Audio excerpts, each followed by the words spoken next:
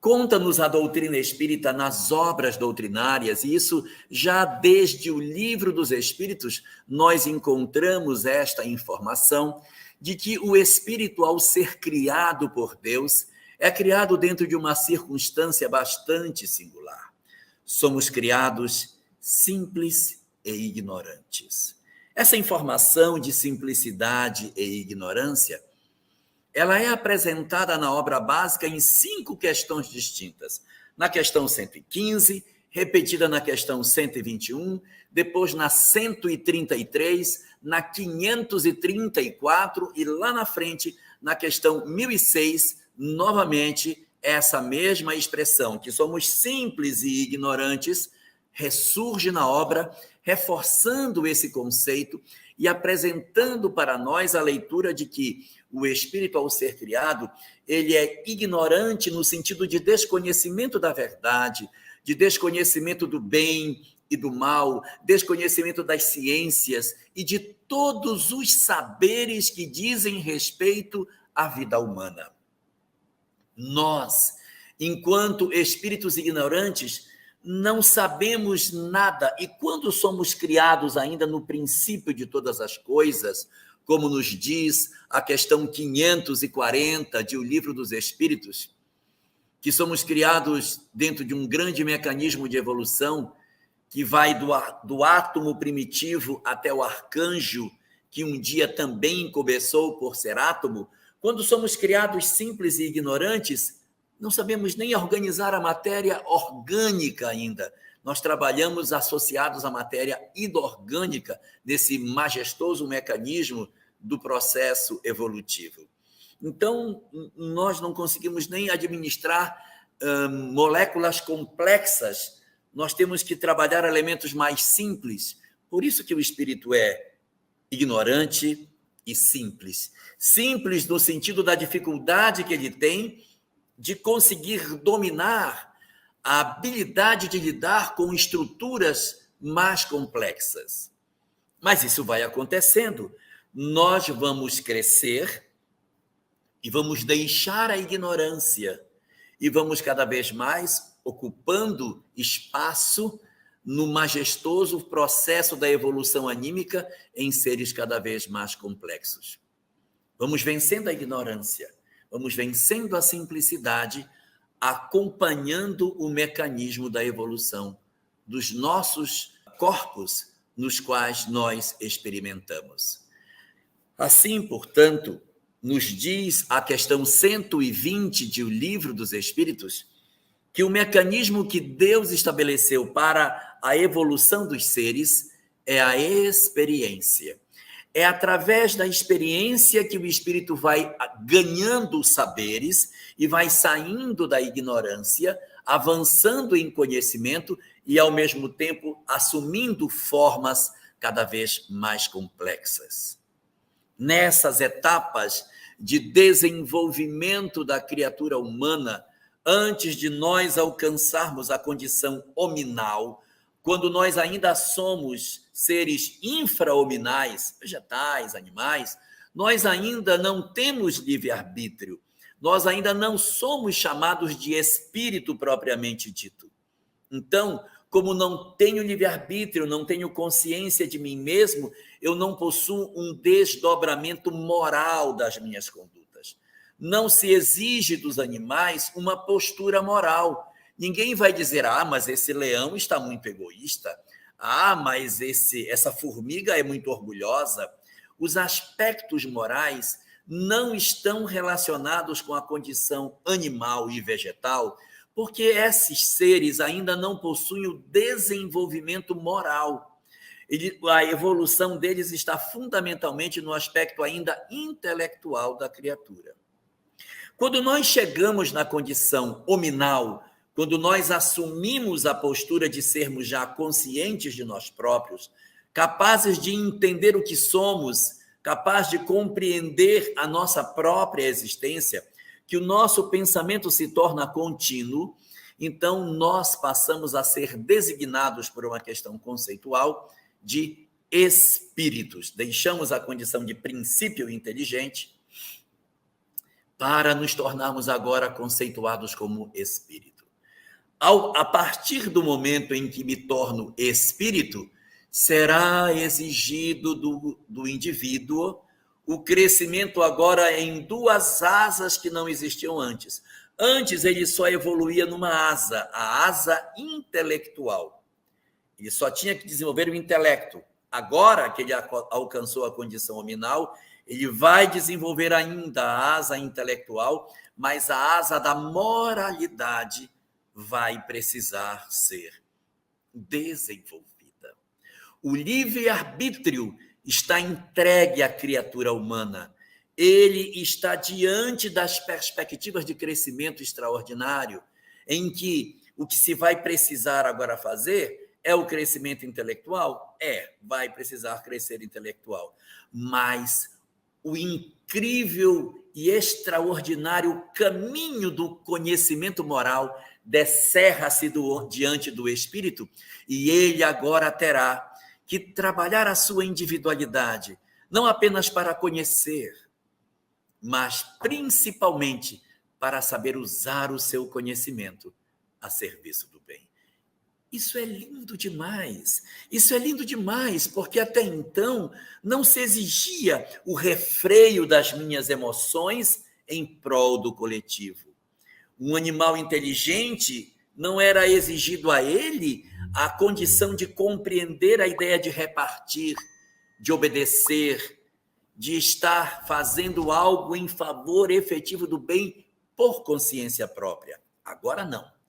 Alcançamos a condição de espírito, agora sim, um braço de desenvolvimento moral vai se desenvolver na criatura. O espírito agora terá que desenvolver as duas asas, a asa da intelectualidade, a asa da moralidade, e o sentido de simplicidade e ignorância ganha novos contornos. Ele agora vai vencer a ignorância com o conhecimento intelectual e vai vencer a sua simplicidade a caminho da complexidade pelo entendimento do bem, porque compreender a diferença entre o bem e o mal é profundamente complexo, porque muitas coisas podem parecer que são o bem, mas no fundo escondem o verdadeiro mal.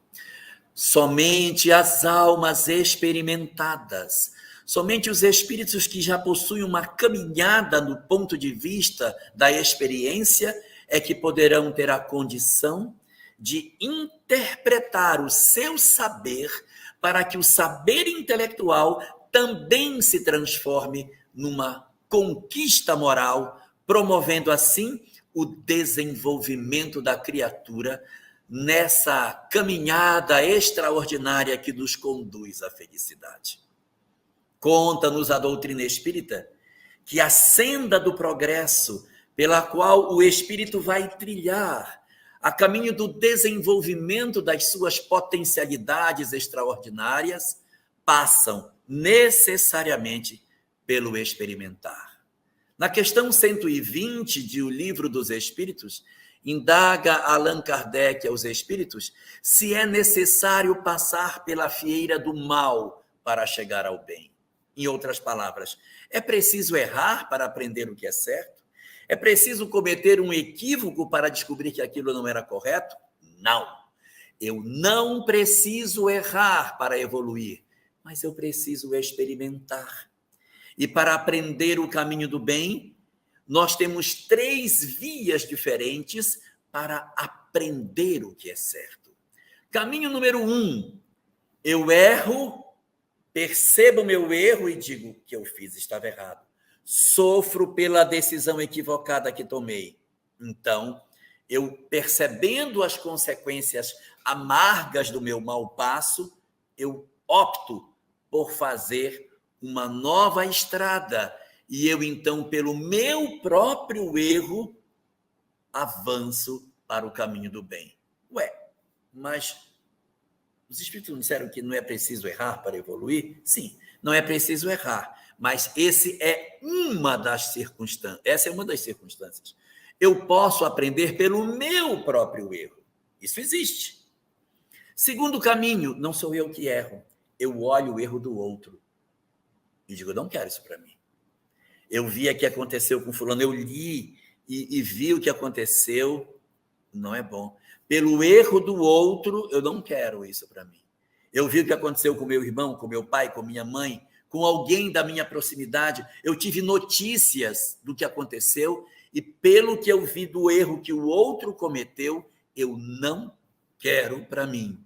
Não precisei errar, mas aprendi com a experiência do outro. Eu vivi para que eu visse isso e tomasse a decisão pelo bom caminho. E há uma terceira opção. A primeira é que eu erre. A segunda é que o outro erre. Mas não foi dito que não é necessário o erro? Se fosse preciso o erro de um ou o erro de outro, sempre o erro seria necessário. Então, existe uma terceira via de aprendizado espiritual, que não envolve nem o meu erro e nem o erro do outro. É aprender com as lições daqueles que nos ensinam. Quando Jesus dizia, amai os vossos inimigos, não tem erro na jogada. Ele não está se referindo a quem errou. Ele está ensinando. E se eu fosse um espírito sensível e percebesse as lições que ele me apresentava nessa oportunidade, eu poderia dizer, entendi. Não posso fazer isso, porque meu mestre me disse que não é para fazer. A experiência que eu vivi foi a experiência do aprendizado do positivo e não o aprendizado através do negativo. Então, existem perspectivas extraordinárias de desenvolvimento da criatura, em que sempre a experimentação é o elemento motor que vai oferecer ao espírito o olhar, o experimentar, o perceber as circunstâncias para que ele tome decisão sobre o próprio caminho a seguir. A nossa discussão de hoje está exatamente centrada na decisão tomada diante da experiência. Porque diante da experiência, qual é a decisão que eu tomo? Tão importante, ou talvez até mais importante do que a experiência, é a decisão tomada pelo espírito diante daquilo que lhe acontece. Em síntese, a vontade. A vontade é um instrumento motor que transforma a experiência que eu vivi em novos rumos, em novos caminhos. Porque se não fosse a vontade, nós não teríamos mudanças, expectativas de transformação das nossas vidas. É exatamente a possibilidade de percebermos que a minha condição interna de decidir sobre a minha própria vida é que acelera ou retarda a minha marcha de progresso. Minha vontade, por isso, meu querer, minha decisão é o meu instrumento de transformação espiritual que eu tenho. A minha transformação, ela não vai se dar pela experiência simplesmente, mas pelo aproveitamento que eu tenho da experiência pela qual eu passo. Porque senão todos que passassem pela mesma experiência teriam o mesmo resultado, e isso não é verdade. Eu posso fazer com que vários espíritos experimentem a mesma circunstância e, a depender de cada um deles, o resultado final é diferente. O que eu quero dizer na prática? Eu coloco uma turma de alunos e submeto todos os alunos às mesmas aulas, aos mesmos exercícios, às mesmas provas. Todos terão o mesmo aprendizado? Todos terão o mesmo aproveitamento das lições oferecidas? Todos retirarão das lições ofertadas o mesmo conteúdo e levarão para as suas vidas o mesmo proceder? Não, 1000 vezes não. Não é a experiência simplesmente que acelera, que produz o movimento da criatura. É a decisão dele do que fazer com a experiência que ele tem.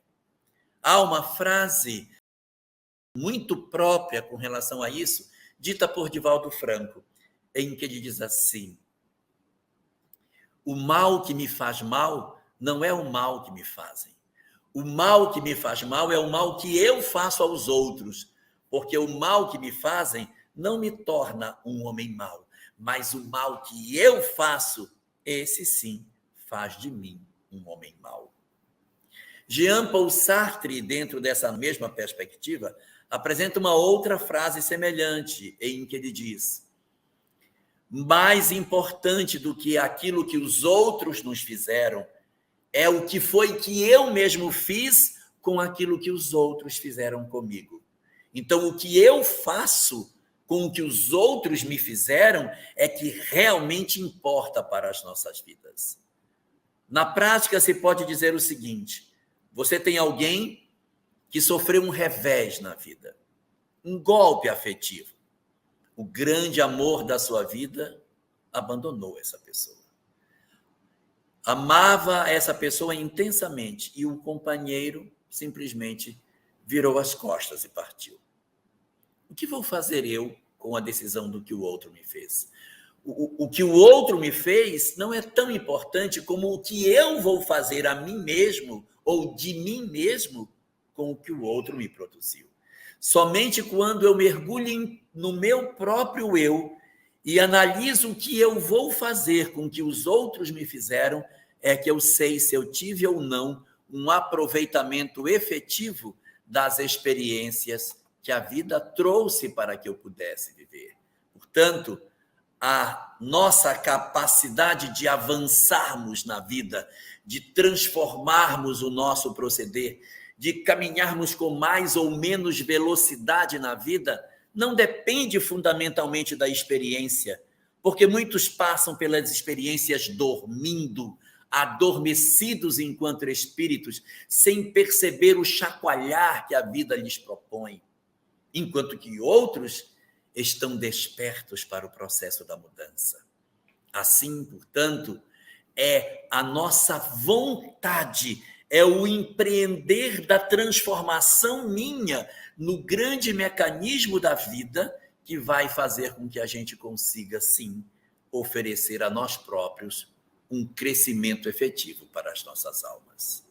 Neste sentido, a obra Sol nas Almas, no seu capítulo 51, analisando as características do objetivo da aprovação, assevera para nós o valor que as adversidades, que as dificuldades, que as nossas lágrimas possuem para burilar a nossa vontade. Eu tenho 1000 vontades, 1000 desejos, 1000 impulsos, mas as adversidades vêm e vão lapidando a minha vontade, vão domando as minhas más tendências, vão amansando o meu coração. E as provações vão servindo como instrumentos da lei para dulcificar as nossas almas e oferecer aos nossos corações a serenidade que ainda nos falta, garantindo a cada um de nós o aproveitamento efetivo das experiências pelo burilamento da vontade. Porque se as provações vierem e a vontade não se burilar, não se transformar, ai de nós, que não estamos sabendo aproveitar as oportunidades sagradas que a vida nos confere para que a gente avance na direção do progresso. Mas essa informação com relação à questão do aproveitamento das experiências, da própria vontade, da disciplina das nossas circunstâncias emocionais, também aparece na obra Florações Evangélicas, no seu capítulo 19, numa parte da obra que está tratando sobre a serenidade interior, sobre a calma do espírito, sobre a condição nossa de nos mantermos serenos diante das adversidades que nos tomam. E diz Joana de Ângeles que esse processo de asserenamento, esse processo de acalmar-se por dentro, é fruto deste exercício resultante das experimentações que o espírito atravessa e que ele vai burilando a sua vontade. E no texto, Joana de Ângeles diz, disciplinando a vontade. É esse disciplinar da vontade no dizer de Joana de Ângeles, que vai oferecer ao espírito o asserenar-se por dentro para dar a calma que ele precisa nos seus momentos de testemunho. Se eu não aprender a disciplinar a minha vontade, se eu não aprender a serenar o meu coração por dentro, as experimentações da vida poderão vir, mas eu posso não aproveitar as lições. Eu posso viver 1000 experiências, mas sem uma vontade de transformar e de me fazer feliz, eu deixarei o cavalo passar encilhado diversas vezes, chorando à margem do caminho, sem uma decisão interna de fazer a mudança que eu preciso fazer. E isso é lindo. É lindo no sentido de que esse é o mecanismo da vida e, portanto, os espíritos sabem que isso se manifesta dessa forma. Na questão 976 de O Livro dos Espíritos, quando Allan Kardec indaga sobre como podem os espíritos superiores serem felizes, havendo entidades que sofrem na escuridão, como que eles podem estar em condição de felicidade se eles estão vendo que outros sofrem? Aí diz os espíritos, porque eles sabem que os sofrimentos dos outros foram escolhidos por eles próprios, pela sua própria vontade. É uma experimentação que o espírito passa para domar a vontade, para disciplinar o seu ser. Aquilo será útil para o burilamento deles.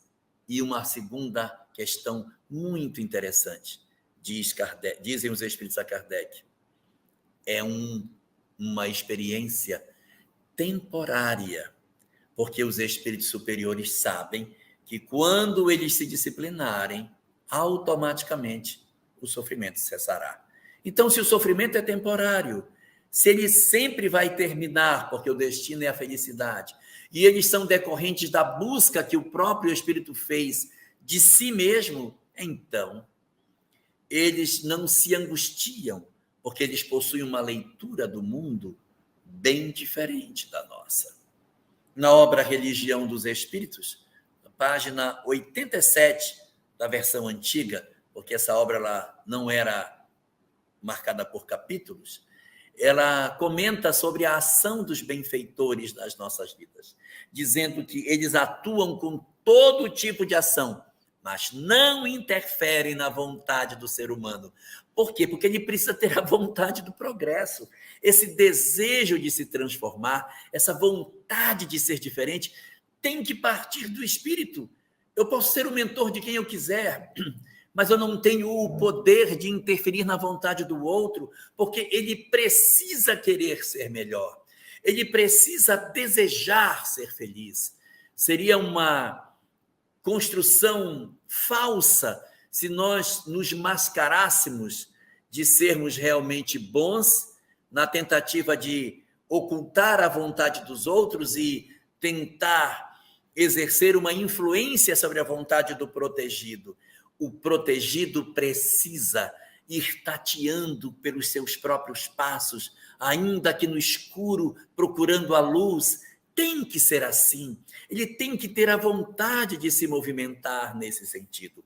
Porque se não existir da parte do espírito esse desejo, essa vontade, nós estamos marcados para não estarmos nas condições ideais do fenômeno que nós atravessamos hoje, que é o fenômeno do processo de transformação que a humanidade atravessa, como diz o nosso tema central, na questão referente aos aspectos da regeneração do nosso mundo.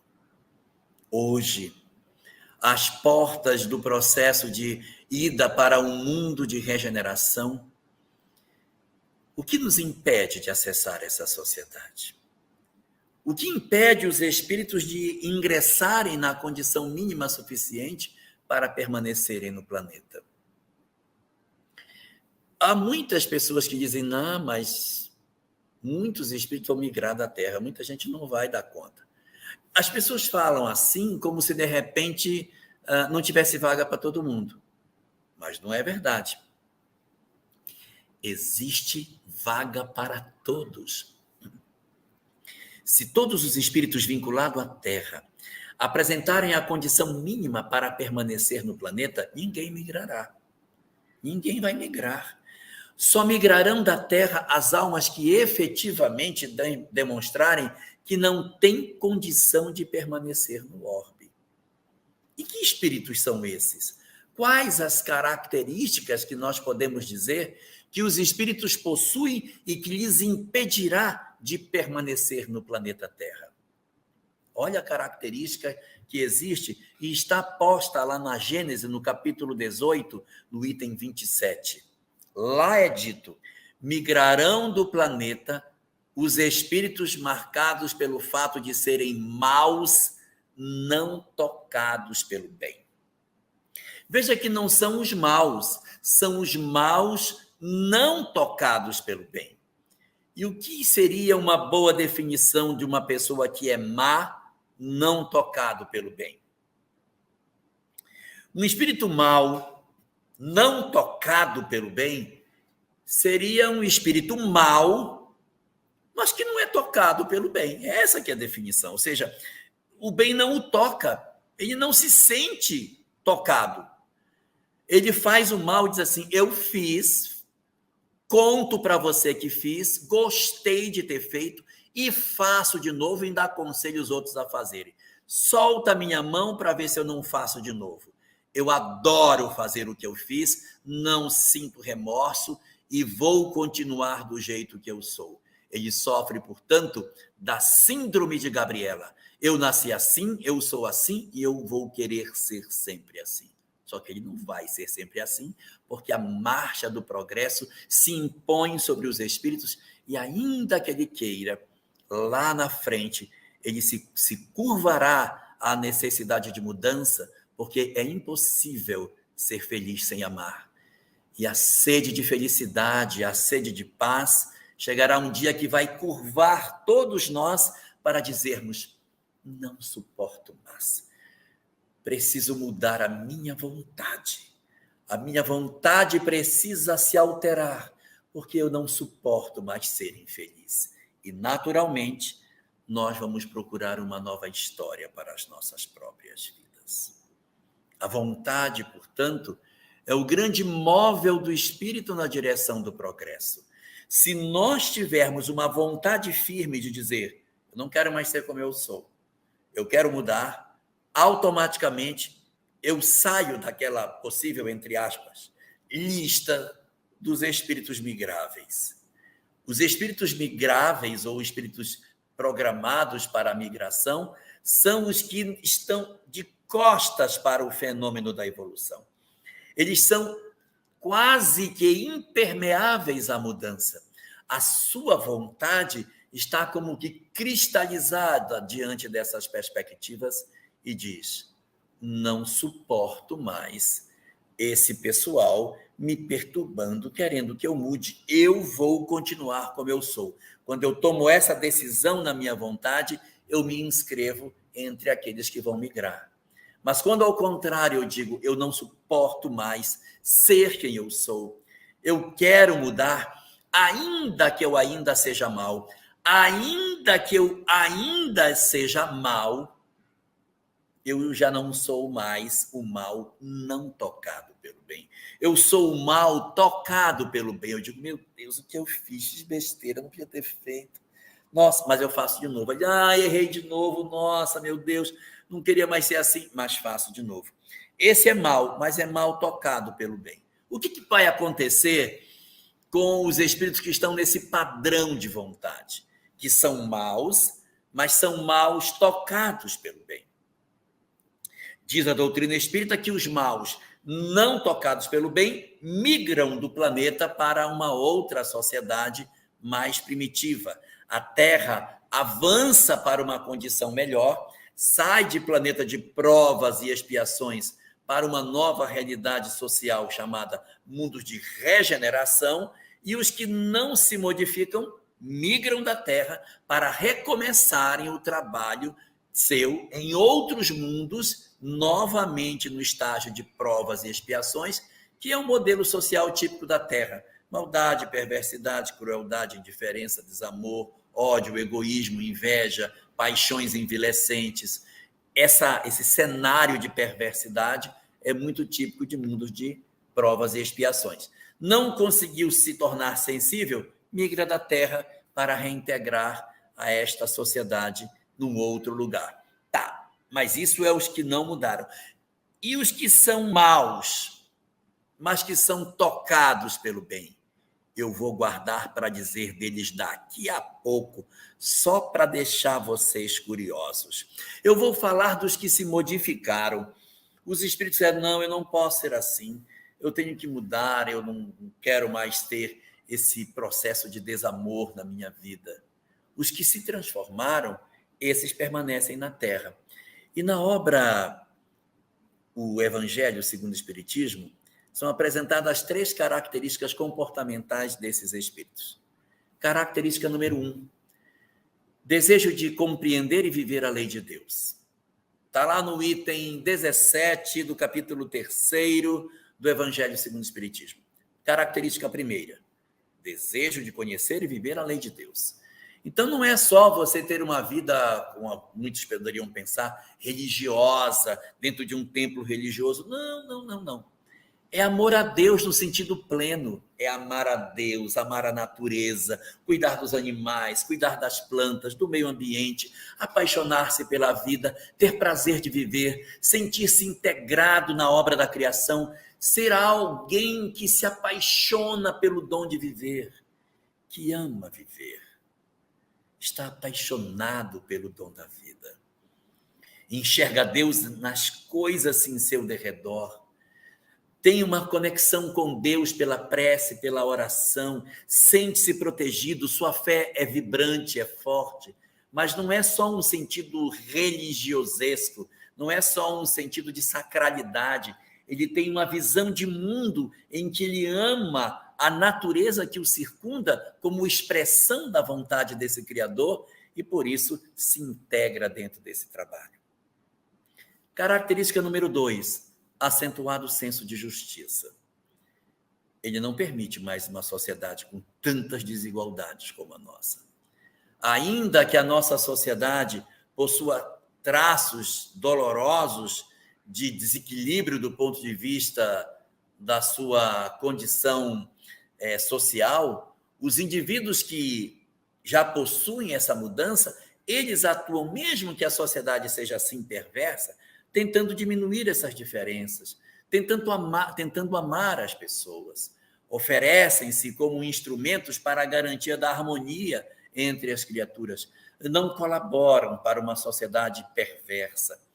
Procuram de todas as formas atuar para que exista lugar para todos.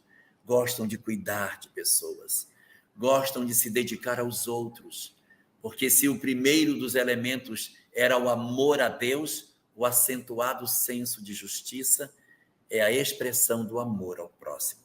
Eles, portanto, estão preocupados com o semelhante, eles cuidam dos outros, eles fazem sociedades mais fraternas, eles estão dispostos a viver em comunidade, eles sabem lidar e respeitar mais as outras pessoas, são indivíduos nesse grande mecanismo de crescimento na relação com o seu semelhante. E tem uma terceira característica. Ora, se a primeira delas era sobre o amor a Deus, e a segunda era sobre o amor ao próximo, a terceira vai ser sobre o amor a si mesmo. O que altera na vontade dessas pessoas para que elas consigam promover em si uma transformação de tal sorte que a vontade se transforma num instrumento de transformação espiritual. A vontade desses seres se volta para ver a natureza, para ver o próximo e para ver a si mesmo de maneira distinta. Ele se conhece como espírito, ele se entende como ser imortal, ele quer a sua felicidade como espírito, ele quer a felicidade que não acaba com a vida na Terra, ele quer a felicidade perene e descobre que essa felicidade está relacionada com os dons do espírito. E na obra de Kardec são apresentadas 4 imperfeições morais que serão trabalhadas por aqueles que se modificam, que a vontade lhes altera, para que eles vençam as suas grandes dificuldades emocionais. Essas 4 imperfeições colocadas por Allan Kardec, se nós formos pegar a primeira letra de cada uma delas, forma a palavra ópio, uma droga, porque nós estamos viciados nessas imperfeições. Nós estamos tão alucinadamente viciados nelas que nós somos, em verdade, indivíduos frágeis, porque lutamos para querer nos libertar delas, mas a nossa vontade não é forte e essas imperfeições nos dominam. Esse ópio nos escraviza e nós estamos há séculos e milênios consumindo esse, entre aspas, ópio, sem conseguir alcançar a felicidade. Para ter a condição de ingresso nessa nova sociedade, eu tenho que vencer esse ópio. E quais são essas 4 imperfeições? Primeira letra O com acento, ódio, vitória sobre o ódio. Segundo, a letra P, são as paixões envilecentes. É a vitória do homem sobre as suas paixões. Letra I, a inveja. E letra O, sem acento, o orgulho. Esse é o nosso ópio. O ódio, as paixões, a inveja, o orgulho. Quando nós conseguirmos nos desembaraçar dessas imperfeições, nós estamos chancelados para ingressarmos nessa nova realidade, nesse novo momento da nossa sociedade da Terra, porque na transformação dos nossos desejos, no uso da nossa vontade, do nosso livre-arbítrio para construir uma condição mais feliz do ponto de vista espiritual, nós vamos nos desembaraçar dessas características e podermos, enfim, sentirmos a plenitude da possibilidade de permanecermos na Terra dentro dessas circunstâncias. Então, quem tem essa característica continua no planeta. Quem for mal, não tocado pelo bem, ou seja, não está usando a sua vontade de maneira correta, acaba migrando do planeta. Mas tem uma coisa interessante. É que o mundo que virá é chamado de mundo de regeneração. O nome não é mundo de regenerados. Se fosse mundo de regenerados, só teria alma regenerada nesses mundos. O mundo é de regeneração, porque é um mundo onde os espíritos ainda não estão regenerados, mas estão desejosos de mudar. Quando nós, dentro de nós próprios, somos ainda imperfeitos, temos defeitos, sei que tenho defeitos, mas eu quero vencer minha inveja. Eu quero vencer o meu orgulho. Eu quero amar a Deus. Eu quero amar o meu próximo. Eu quero verdadeiramente me identificar com a lei de Deus e vivê-la. Esse desejo, se ele for verdadeiro, se ele for um desejo de fato justo, se a minha vontade realmente for essa, eu pergunto a mim, qual é a tua vontade? A tua vontade realmente é mudar porque você quer ser melhor? Ou você está só dizendo isso para ganhar uma vaguinha? O que você quer de fato? Então, a vontade do Espírito, o desejo verdadeiro dele, o ardor da alma de querer ser diferente, determina a permanência ou não do Espírito neste orbe, ainda que ele não tenha todas as condições. Ainda que ele não tenha. E o que está reservado para aquela circunstância na qual o sujeito é mau? Eu sou mau, mas eu me arrependo do que eu faço, eu choro, me arrependo, lamento, fico me punindo pelo que eu fiz, aí faço de novo. Eu não estou na condição de realmente um espírito que se modificou. Não estou. Também não estou na condição do espírito que está mostrando um desejo ardente de mudar, que está lutando contra as suas imperfeições. Ainda não estou nessa condição. Mas eu já tenho uma característica. Eu já demonstro os primeiros rudimentos do meu desejo de mudar. O que a obra básica fala sobre isso? Está lá no item 32, do capítulo 18. Lá diz assim: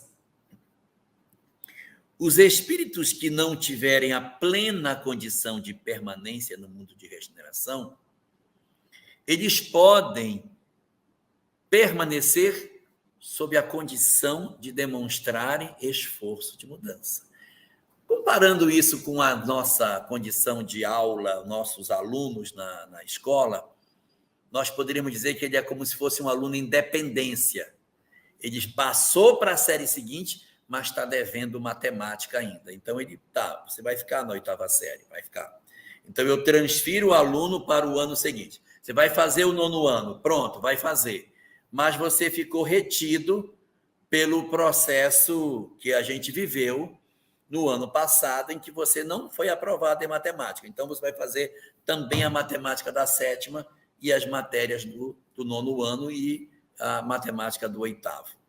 Então, um aluno em dependência é aquele que está, mas não está totalmente nessa série. Ele pode, se não aprovar lá, voltar para a série anterior. É mais ou menos isso que acontece. Diz a literatura espírita que alguns de nós, em virtude das circunstâncias nas quais nos encontramos, podemos ficar em dependência no mundo de regeneração. Ingressa na sociedade, mas com um pezinho lá atrás. Um pezinho que não me permite permanecer verdadeiramente aqui se eu não fizer as mudanças que eu tenho para fazer. E aí, o que vai acontecer conosco? Vai viver numa sociedade de regeneração, vai experimentar estar com os outros, mas estará em observação. Para verificar se sua vontade é firme, se sua vontade verdadeiramente está empenhada em ser um instrumento da sua transformação espiritual. Se sua vontade realmente está voltada para uma mudança íntima. Se o indivíduo não apresenta isso, se ele não demonstra um ardente desejo de ser diferente, então, em breve tempo, depois de algumas existências em que se percebe que ele não aplica a sua vontade na direção correta, os espíritos irão dizer, meu amigo, nós até que tentamos, nós lhe demos muitas oportunidades. Acreditamos que você realmente estava empenhado na sua mudança interior. Acreditamos que você poderia, sim, fazer a sua transformação, que você poderia empregar a sua vontade nesse desejo de ser diferente. Mas a conclusão de tudo que nós estamos chegando é que você realmente não demonstra a vontade que deveria ter. Então, pelo fato de não existir em você as condições mínimas de permanência, você volta para o mundo de regeneração. Aí ele experimenta a chamada migração tardia, em que todo mundo já foi, ele não foi, ficou do lado de cá rindo de quem foi, e agora chegou a vez de dizer, colega, também não deu para você. Aqui você não poderá ficar. E o espírito, então, migra para um mundo de provas e expiações, por lhe ser típica a condição ainda interior, semelhante a de um mundo de provas e expiações. Não é um retrocesso espiritual. Não é um retrocesso. É, na verdade, uma revelação a ele do real estado em que ele se encontra. Porque ele poderia ter permanecido se tivesse utilizado de toda a sua vontade para promover a sua mudança. Mas foi o próprio indivíduo, o próprio espírito que, diante da perspectiva de mudança e de permanência nas suas imperfeições, fez a decisão. Não quero ir. Vou preferir ser imperfeito como sou. Me sinto mais à vontade convivendo com as minhas imperfeições morais. Gosto mais de ser como eu sou. E aí revela o seu lado de síndrome de Gabriela, no qual diz, eu sou assim, eu nasci assim, e eu vou querer ser sempre assim. E aí o espírito é migrado de volta. A vontade, portanto, é a grande chave que pode oferecer para nós a condição de felicidade ou de infelicidade a partir da maneira como nós lidamos com as perspectivas de crescimento, as oportunidades que nos surgem e como nós nos valemos dela para realizar ou não um mecanismo de mudança dentro das nossas almas. Se nós consultássemos os evangelhos para tentar encaixar essas discussões nas histórias que os textos evangélicos produzem, nós encontraríamos duas histórias que parecem muito semelhantes, mas que, na essência, são profundamente distintas. A cura dos cegos, feita por Jesus. Nós vamos perceber, dentro da narrativa evangélica, que existe no corpo do texto dos evangelistas narrativas diferentes sobre isso. Nós temos uma narrativa que é a cura do cego de Jericó, apresentado na narrativa de João como sendo Bartimeu. O cego de Jericó. Conta-se, e está nos evangelhos, que Jesus passava pela cidade de Jericó, quando, de repente, Bartimeu, ouvindo as pessoas dizerem que Jesus estava passando, ele, de onde estava, grita para a multidão, a fim de que seja ouvido por Jesus. Senhor, Filho de Davi, tem misericórdia de mim. Nessa hora, as pessoas que estão em volta dele o recriminam, dizendo: cala a tua boca, você acha que ele vai ouvir um cego? Você acha que ele vai ouvir um cego? E aí, trata-se de uma questão bem interessante nesse ponto. Por que eles dizem, ele não vai querer ouvir um cego? Porque um cego, para eles, era um ser desprezível. Se nós bem lembrarmos, o nome do cego era Bartimeu. E o que tem a ver em ter o nome de Bartimeu? Quando Jesus se referia a Pedro, dizia Simão Bar-Jonas. O que significa Bar-Jonas? Simão Bar-Jonas. Bar, em aramaico, significa filho de. Então, Simão Bar-Jonas é Simão, filho de Jonas. Se o nome dele era Bartimeu, qual era o nome dele? Filho de Timeu. E o nome dele qual era? Ele não tem nome. Ele é apenas Bartimeu. Ele não tem uma identificação específica. Ele não possui um nome no Evangelho. Ele é chamado como o filho de Timeu, mas seu nome não é apresentado. Bartimeu, portanto, está sentado na pedra e clama por Jesus. E o seu clamor é muito interessante, porque ele diz: Senhor, Filho de Davi, tem misericórdia de mim. Às vezes nós que somos cristãos não temos uma noção muito exata do que significa o que ele disse para Jesus. Mas chamar Jesus de o Filho de Davi significa eu te reconheço como descendente de Davi.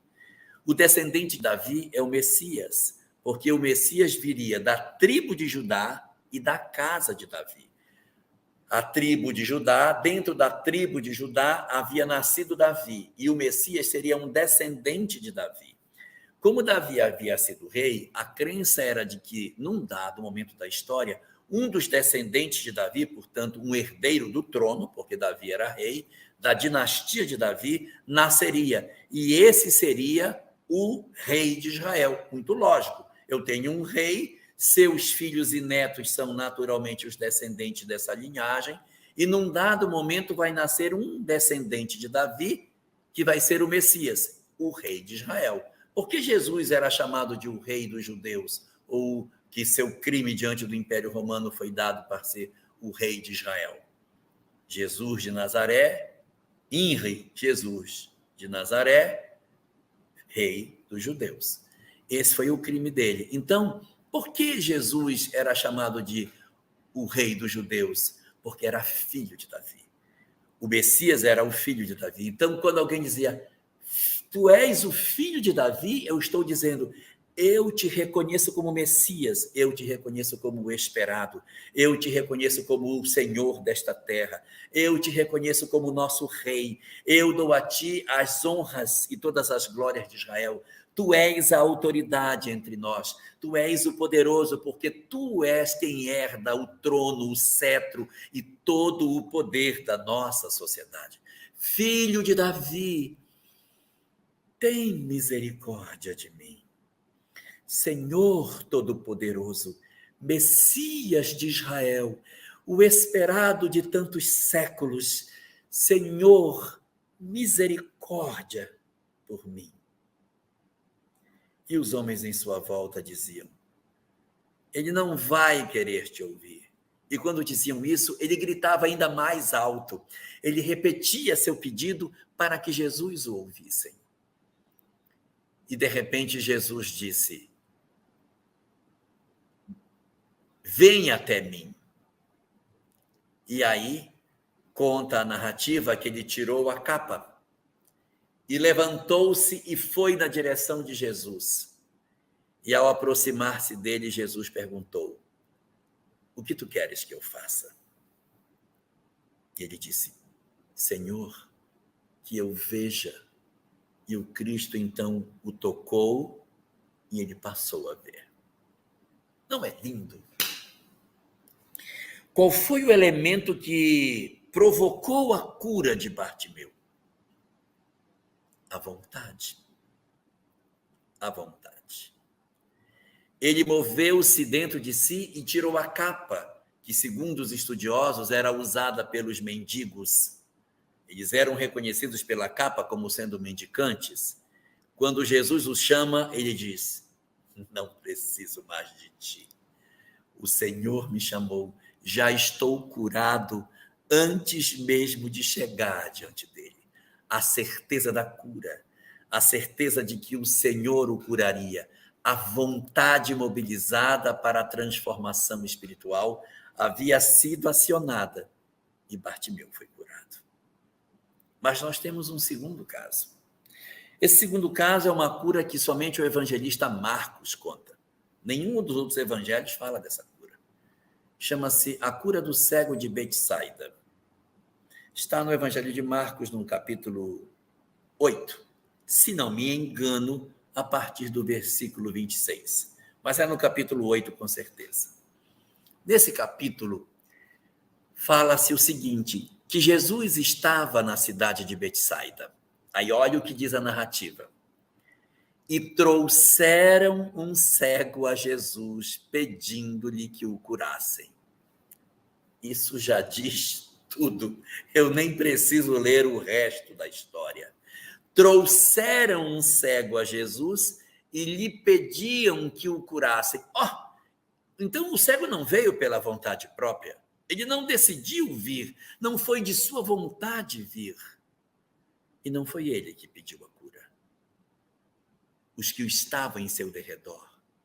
A vontade quebrada, o desejo fraturado, a não vontade da mudança. E Jesus, diante desse homem, não cura diante do povo. Toma-o pela mão, leva-o para fora da cidade. E aí, cospe, mistura com a sua saliva, com a terra, faz uma papinha de saliva com terra e aplica nos olhos dele. Veja que é um instrumento de cura bem mais material do que ele usava tipicamente. Ele curava só com toque, com palavras, curava à distância. Mas esse ele vai curar com lama e saliva. Aplica isso nos olhos do cego e diz para ele: tu vês agora? E o cego responde: vejo os homens como árvores que andam. Então ele ainda não conseguia enxergar nada. Estava vendo tudo confuso. A cura não alcança o objetivo. Jesus, então, faz um novo procedimento nele, aí ele consegue ver. Então você vê como a vontade é imperiosa para o processo de transformação das criaturas. Por isso, nesses nossos dias de tantos tormentos em virtude do aproximar-se da regeneração, é imperioso decidirmos nós o que somos diante da vida.